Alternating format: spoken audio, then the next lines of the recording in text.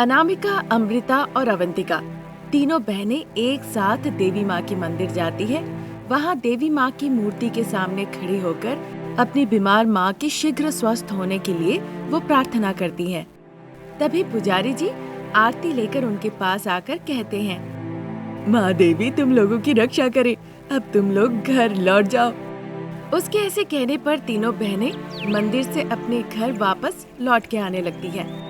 उस समय बीमार पत्नी जानकी के पास बैठकर पति रघुराम उसके स्वास्थ्य को लेकर बहुत चिंतित हो रहे थे और जानकी आंसू बहा रही थी। अजी, क्या आप मेरी आखिरी इच्छा पूरी करेंगे? जरूर करूँगा, बताओ जानकी। हमारी तीनों बेटी को एक ही घर में शादी देना। जैसे वो तीनों हमारे घर में एक साथ रही, वैसे ही ससुराल में रही, जिंदगी भर एक साथ रह पाएगी। ठीक है जानकी। ऐसा कहकर जानकी अपनी आंखें बंद कर लेती है। रघुराम रोने लगते हैं। तब तक तीनों बेटियां घर लौट आती है। जब पता चलता है कि माँ नहीं रही, वो भी माँ के पास जाके बहुत रोती हैं। तब तक टीवी के पास रखा हुआ अनामिका का फोन बज उठता है। फोन बजते देख अनामिका अपना आंसू पोंछकर वहाँ पे जाके देखती है रमेश कॉलिंग। वो फोन उठाती है। राम, माँ नहीं रही, मैं तुमसे बाद में बात करती हूँ। ऐसा कहकर वो फोन काट देती है। दूसरी तरफ रमेश, जो बस स्टैंड के पास खड़ा था, ये खबर सुन के ही उसे भी बहुत बुरा लगता है। वो बाइक लेके वहाँ से निकल जाता है। पश्चिम की तरफ सूरज ढलने से पहले ही जानकी के शव का दाह संस्कार कर दिया जाता है। रमेश, जो अनामिका से प्यार करता था, वो भी वहाँ पहुँचता है। अनामिका की हालत देखकर वो बहुत परेशान हो जाता है। फिर वहाँ से पिताजी और उनकी 3 बेटियां घर लौट आती हैं। इसी तरह दिन निकल रहे थे। फिर एक दिन रघुराम अपनी बेटियों की शादी की बात चर्चा करने लगते हैं। जब किसी के घर में कुछ बुरा होता है तो बड़े बुजुर्ग कहते हैं कि हमें कुछ अच्छा काम नहीं करना चाहिए, पर अब मैं क्या कहूँ, तुम्हारी माँ मरने से पहले कह गई तुम तीनों बहनों की शादी एक ही घर में करने, ताकि तीनों एक साथ रह सको। पिताजी की बातें सुनकर तीनों बहनें एक दूसरे का चेहरा देखने लगती हैं। मैं भी ऐसा ही रिश्ता तीनों के लिए देख रहा हूँ। सब ठीक रहे तो मैं शादी करवा दूंगा। हमें करना ही पड़ेगा क्योंकि तुम्हारी माँ की आखिरी इच्छा थी। उनकी बातें सुनकर तीनों बहनें अपना मंजूरी जताती है। उसी दिन शाम के वक्त अनामिका, जो रमेश से बेहद प्यार करती थी, वो दोनों एक पेड़ के नीचे जाके मुलाकात करते हैं। राम, तुम्हारे और भाई है क्या? नहीं, नहीं है। तुम्हें देवरानी की परेशानी नहीं होगी। मैं वो बात नहीं कह रही हूँ। मेरी माँ गुजरने से पहले अपनी आखिरी इच्छा यही कही थी कि हम तीनों बहनों की शादी एक ही घर में करवाया जाए, और पिताजी ने वादा भी कर दिया था। ये तुम क्या कह रही हो अनामिका? मेरा दिल धड़क रहा है सुन के। मुझे भूल जाओ राम, हमारी शादी नहीं हो सकती। अभी ऐसे वक्त 2 भाइयों का मैं बंदोबस्त कहाँ से करूँ अनामिका? इसीलिए राम, तुम अपने रास्ते, मैं अपने रास्ते। ऐसा कहकर अनामिका वहाँ से चली जाती है। रमेश कुछ समझ ही नहीं पा रहा था। इसी तरह दिन निकल रहे थे। रघुराम, जो अपनी तीनों बेटियों की शादी एक ही घर में कराना चाह रहे थे, वो भी बहुत निराश थे। घर पे ही वो दुखी होकर बैठे हुए थे। तभी रघुराम के दूर के रिश्तेदार मुरली उनके यहाँ आते हैं। रघुराम से बातें करके मुरली को रघुराम की समस्या का पता चलता है। सुनो रघुराम, अगर तुम चाहते हो कि तुम्हारी मरी हुई पत्नी का आखिरी इच्छा पूरी हो तो एक ही उपाय है। क्या है बताओ जरा। तुम एक ही इंसान से तीनों बेटी की शादी करा दो। ऐसा कहकर वो चला जाता है। रघुराम को भी ये तरकीब अच्छी लगती है। जब रघुराम ने अपनी बेटियों से ये बात चर्चा की, तब अनामिका ने अपने प्यार रमेश के बारे में बताया। अगर ऐसी बात है तो तुम्हारी शादी रमेश से ही होगी। अच्छा दिन देखकर मैं बात करूँगा। ये सुनते ही तीनों बहनें बहुत आश्चर्य हो जाती है। वो चाहे कितना भी समझाने की कोशिश करे कि ये सही नहीं होगा, पर उनके पिता उनकी बात ही न सुने। उसी शाम तीनों बहनें मिलकर रमेश के पास जाती है इस विषय में चर्चा करने के लिए। तुम्हारी माँ की इच्छा में कोई गलती नहीं है, पर तुम्हारे पिताजी जो सोच रहे हैं वो गलत है। अगर तुम लोग चाहते हो कि तुम्हारे पिताजी ये बात समझ जाए तो मेरी माँ के साथ मिलके हमें एक नाटक करना पड़ेगा। ठीक है, तो चलिए आपकी माँ से जाके मिलते हैं। ऐसा कहकर वो तीनों बहनें शारदा से मिलने के लिए जाती है। तीनों बहनें जाकर पूरी कहानी बताती है कि उनके पिताजी क्या चाहते हैं। मैं तीनों बहनों की शादी को मंजूर नहीं करूंगी, पर अगर तुम लोग चाहते हो कि तुम्हारे पिताजी समझे तो मैं तुम लोगों के साथ मिलकर नाटक करने के लिए तैयार हूँ। शारदा की बातें सुन के तीनों बहनों के साथ साथ रमेश भी बहुत खुश हो जाता है। 2 दिनों के बाद रघुराम शारदा से मिलने के लिए उनके घर पे आते हैं। आकर सोफे पे बैठते हैं। देखिए बहन, मेरी 3 बेटियां हैं। मैं आपके बेटे रमेश से शादी देना चाहता हूँ। तीनों के लिए अलग अलग तोहफे और दहेज दूंगा। जो है सब कुछ उनका ही है। ऐसा कहकर पैसों से भरा हुआ एक पेटी शारदा के हाथों वो सौंप देते हैं। शारदा भी शादी के लिए तैयार हो जाती है। मंदिर में तीनों बहनों के साथ रमेश की शादी भी हो जाती है। फिर तीनों बहनें ससुराल जाने लगती है। पिताजी, आप भी हमारे साथ तो रह सकते हैं ना? चूँकि बेटियों ने भी बहुत जिद की तो रघुराम तैयार हो गए। रहने के लिए वो भी उनके ससुराल आ गए। इसी तरह दिन निकल रहे थे। अनामिका, मेरे लिए 1 कप गर्मा गर्म चाय ले आना। ऐसा कहकर अनामिका गर्मा गर्म चाय बना के रमेश के पास ले जाकर उसे देती है। चाय पीकर रमेश को अच्छा नहीं लगता, इसीलिए वो गर्म चाय अनामिका के मुंह पे फेंक देता है। अनामिका रोने लगती है। ये देखकर रघुराम को बहुत दुख होता है। अमृता जो घर की साफ सफाई कर रही थी, उसे गुस्से से देखकर रमेश कहता है, तुम्हारी माँ तो पहले ही मर चुकी है। तुम्हारे पिताजी जो जिंदा है, उन्होंने तुम्हें कुछ सिखाया नहीं क्या? ऐसे काम किया जाता है? ऐसा कहकर अमृता के हाथ से डंडा लेकर उसी से पीटने वाला होता है। देखकर अनामिका रोने लगती है और अपना काम करती है। ये देखकर रघुराम के आंसू आ जाते हैं। उसकी परवाह ना करते हुए रमेश चिल्लाकर कहता है, अवंतिका, अवंतिका। चिल्लाने की आवाज सुन के अवंतिका भागते हुए वहाँ आती है।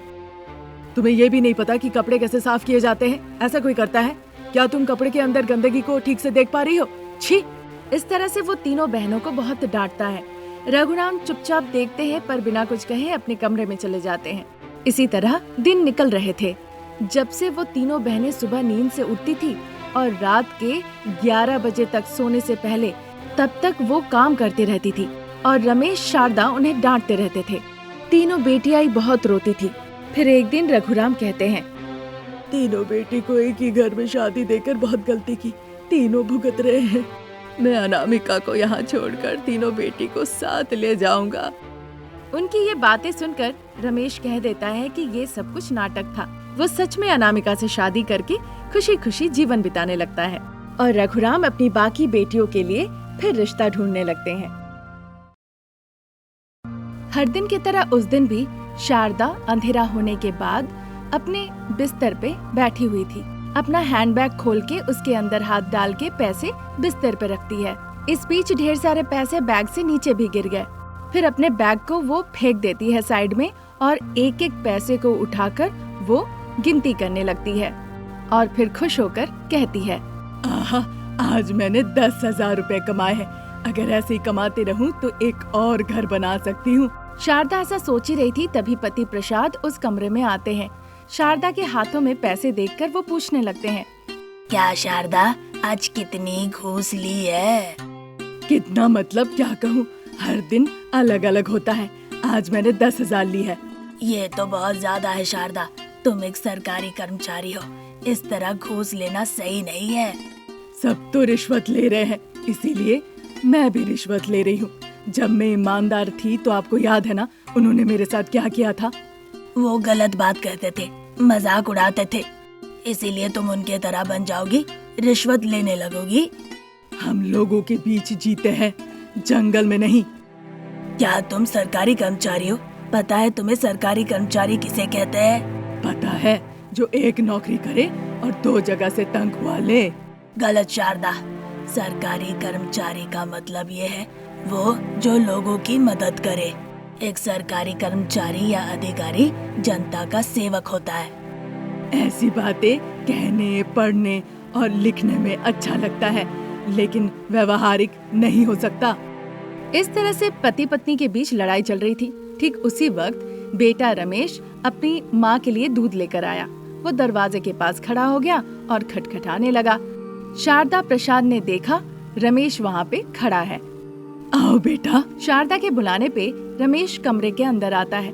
जब वो दूध का ग्लास शारदा को देने ही वाला था, तुम दूध का ग्लास ले आए। बहू कहाँ है? वो खाना नहीं खा रही है, वो बगान में चेयर पे बैठ के जोर जोर से रो रही है। माँ, क्या हो गया बहू को? वो क्यों रो रही है? मैं कितना पूछ रहा हूँ, वो नहीं बता रही है। पिताजी, आप ही जाके एक बार पूछ लीजिए, अभी तक वो खाना भी नहीं खाई है पिताजी। इस तरह से कहकर रमेश वहाँ से चला जाता है। शारदा दूध छोड़ के सीधा बहू के पास चली जाती है। शारदा के पीछे पीछे प्रसाद भी अनामिका के पास आते हैं और जो बाकी चेयर थे वहाँ पे आके दोनों बैठते हैं। अनामिका जब देखती है कि उसके सास ससुर आए हुए हैं, वो चेयर से उठ के अपना आंसू पोंछती है।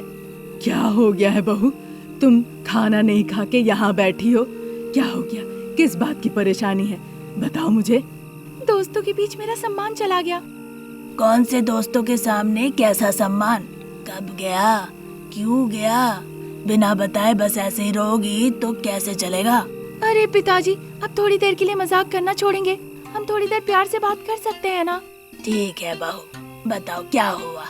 अब मैं आपसे क्या कहूँ पिताजी, सब कुछ माँ ने ही किया है। मेरी दोनों सहेलियाँ म्युनिसिपल ब्रांच में काम करना चाहती है। माँ जी ने कहा था तो मैं उन दोनों को लेकर गई। माँ जी ने उन दोनों से रिश्वत मांग ली। ये सुनकर प्रसाद शारदा को गुस्से से देखने लगते हैं। वहाँ रिश्तेदारों, दोस्त, जान पहचान लोगों के लिए कोई खास ट्रीटमेंट नहीं होता है, और जब हम रिश्वत लेते हैं उसमें भी कम नहीं होता है।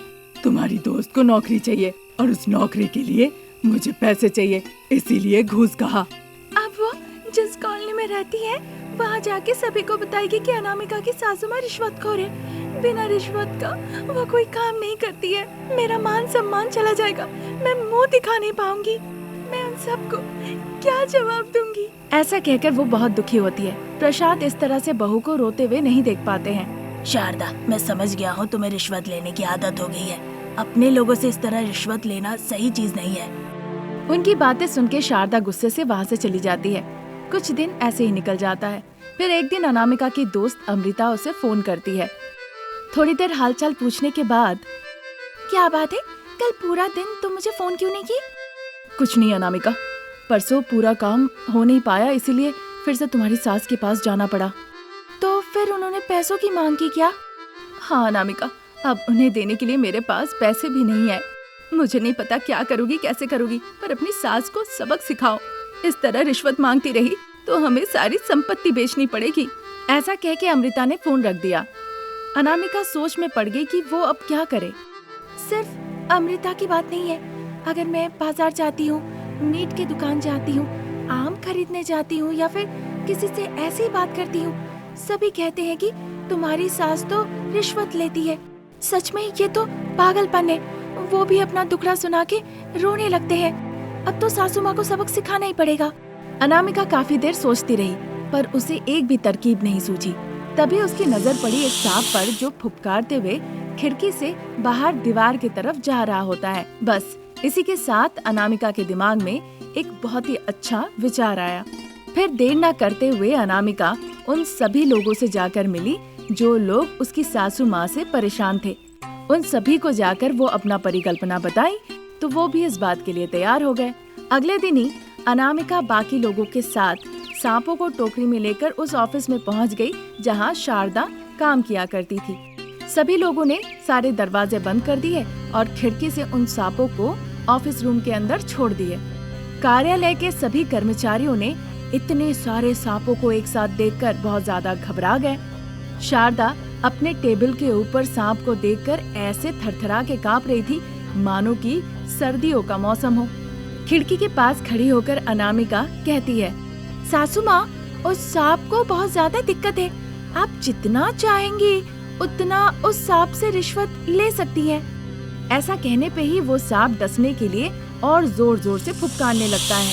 शारदा डर के मारे हाथ जोड़ के अनामिका से विनती करने लगती है, बहू, मैं हाथ जोड़ती हूँ, अब आइंदा मैं किसी से भी रिश्वत नहीं लूंगी, मुझे माफ कर दो, तुम्हें पुण्य मिलेगा। इस तरह से वो विनती करने लगी। उस ऑफिस के बाकी कर्मचारी भी हाथ जोड़ के विनती करने लगे।